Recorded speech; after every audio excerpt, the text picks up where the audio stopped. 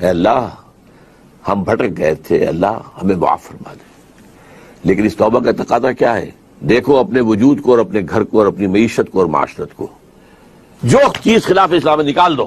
اگر یہ نہیں کرتے تو کوئی توبہ نہیں ہے، سال بکواس. آپ توبہ کی تسبیحیں پڑھتے رہیے، استغفر اللہ ربی من کل ذنب واتوب الیہ، لیکن جو خباثت کاروبار میں ہے وہ جاری رہے گی. حج کرائیں گے، 2 4 6 حج کیے ہوئے ہیں، لیکن جیسے جاتے ہیں ویسے ہی واپس آتے ہیں. جو سودی کاروبار کرتے ہوئے گئے تھے، آتے ہی فوراً دوبارہ اس کو شروع کر دیں.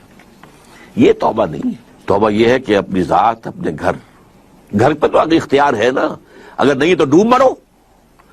اگر اپنے گھر پر بھی اجی عورتیں نہیں مانتی ہیں تو تم مر جاؤ.